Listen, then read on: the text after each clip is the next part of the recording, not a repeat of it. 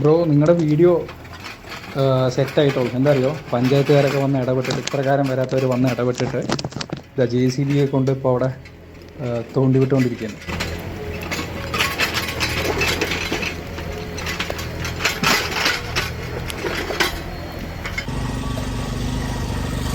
അങ്ങനെ കാവിൽപ്പാട്ടിലെ ഈ ഒരു പ്രശ്നത്തിനൊരു ശാശ്വതമായ പരിഹാരം ആയിക്കൊണ്ടിരിക്കുകയാണ്.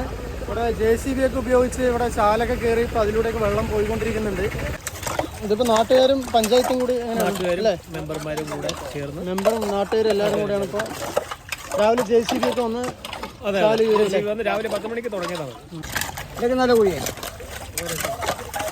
കാവൽപ്പാട് ഏറെ നാളെ നിലനിന്നൊരു പ്രശ്നത്തിന് ശാശ്വതമായൊരു പരിഹാരമാണ് ഇന്ന് കണ്ടെത്തിയത്. ജനങ്ങളെല്ലാവരും മുന്നിട്ട് ഇറങ്ങിയതുകൊണ്ട് നമുക്കതിനൊരു പ്രയാസം ഉണ്ടായില്ല.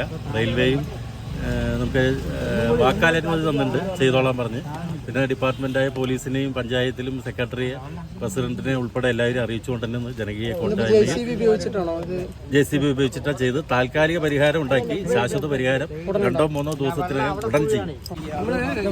മഴ വരുമ്പോഴേ കംപ്ലീറ്റ് നമ്മുടെ ചെറിയ കുട്ടികളും അതേമാതിരി ഗർഭിണിയായ അതെ അതെ. അല്ല, ഇന്നലെ എല്ലാവരും പരാതി പറഞ്ഞിരുന്നു. കാവിൽപ്പാടിന്റെ കുറേ കാലത്തെ പ്രശ്നമായിരുന്നു. അതിപ്പോൾ താൽക്കാലിക പരിഹാരമായി. എല്ലാവരുടെയും പൊതുജനങ്ങളുടെയും പഞ്ചായത്തിൻ്റെയും എല്ലാവരുടെയും ജനപ്രതിനിധികളുടെ എല്ലാ കൂട്ടായ്മയോട് കൂടിയിട്ട് താൽക്കാലിക പരിഹാരം കണ്ടു. തുടർന്ന് നമ്മൾ ഒരു സ്ഥിരമായിട്ടുള്ളൊരു പരിഹാരം റെയിൽവേൻ്റെ അനുമതി തന്നില്ലെങ്കിലും റെയിൽവേയിൽ അറിയിച്ചുകൊണ്ട് ചെയ്യാൻ പറ്റുന്നൊരു വിശ്വാസമുണ്ട്. എല്ലാവരുടെയും സഹകരണം കൊണ്ട് അങ്ങനെ ചെയ്യും.